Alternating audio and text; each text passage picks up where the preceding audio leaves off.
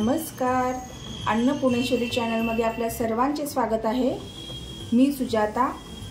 या ठिकाणी मी आज तुम्हाला नारळी भाताची रेसिपी दाखवणार आहे। तर नारळी पौर्णिमा आणि राखी पौर्णिमा ही एकाच दिवशी आलेली आहे। तर पौर्णिमेला समुद्रकिनारी राहणारे लोक जे असतात ते समुद्राची पूजा करतात, त्याला नारळ अर्पण करतात आणि पावसाळ्यात खवळलेला समुद्र नारळी पौर्णिमेपासून थोडा शांत होऊ लागतो। कोळी लोक या दिवशी समुद्राची पूजा करून नारळ समुद्राला अर्पण करून मासेमारीसाठी होड्या समुद्रात घेऊन जातात। याच दिवशी बहीण भावाला राखी बांधते आणि भावाने बहिणीचे रक्षण करावे हा त्या राखी बांधण्यामागेचा उद्देश आहे। त्यामुळे या दिवसाला राखी पौर्णिमा असे म्हणतात। तर चला आता आपण कृतीला सुरुवात करूया। या ठिकाणी मी आज तुम्हाला नारळी भातची रेसिपी दाखवणार आहे। तर या ठिकाणी मी स्वच्छ धुवून हे तांदूळ घेतलेला आहे, अर्धा तास मी भिजत ठेवलेला आहे। तर चला आता कृतीला सुरुवात करूया। या ठिकाणी आपण कढई एक ठेवलेली आहे, त्याच्यामध्ये तूप घालूया।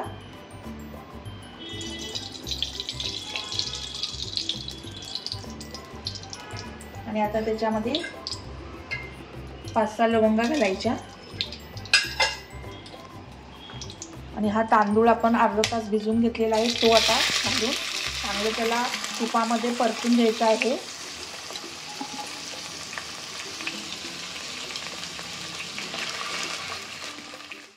चांगला परतून भात घेतलेला आहे, 5 मिनिटं झालेली आहेत। त्याच्यामध्ये आता गरम पाणी घालूया आपण।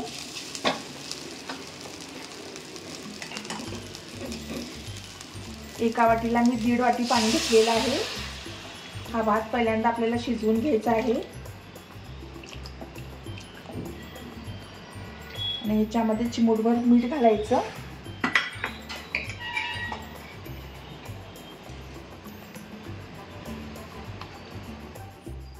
आणि आपला हा भात आपण 70 ते 80% शिजवून घेतलेला आहे, कारण त्याला आपण अर्धा तास भिजवलेला, त्यामुळे हा बघा शिजून झालेला। आता ह्याच्यातले एक्स्ट्रा पाणी आहे ते काढून घ्यायचे आपल्याला चाळणीनं। कढईमध्ये आता आपण तूप घेतलेला आहे आणि हा जो आपण भात पाणी नितळलं होतं तो आता त्याच्यात घालूया।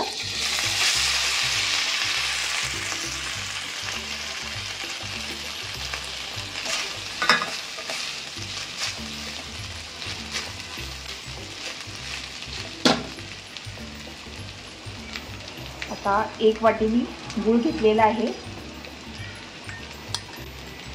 1 चमचा साखर घालायची, 1 वाटी खोबरं, इलायची पूड टाकलेली आहे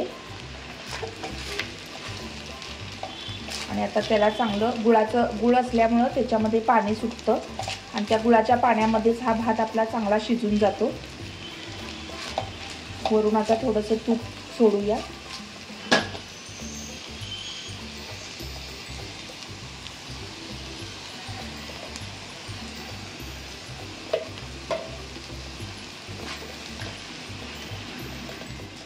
या ठिकाणी तुम्ही पाहू शकता आपण जो गूळ घातला होता, गूळ मेल्ट होईपर्यंत त्याच्यामध्ये आपण त्याला चांगलं शिजवून घेतलेलं आहे। आणि आता आपण गॅस बंद करूया आणि आता प्लेटमध्ये आता सर्व करूया। तर या ठिकाणी आपला नारळी भात तयार झालेला आहे। तुम्ही पण नक्की ट्राय करा आणि तुम्हाला जर काही माझी रेसिपी आवडली असेल तर कमेंट सेक्शनमध्ये मला तुमच्या प्रतिक्रिया कळवा आणि माझ्या चॅनलला लाईक, शेअर आणि सबस्क्राईब करायला विसरू नका।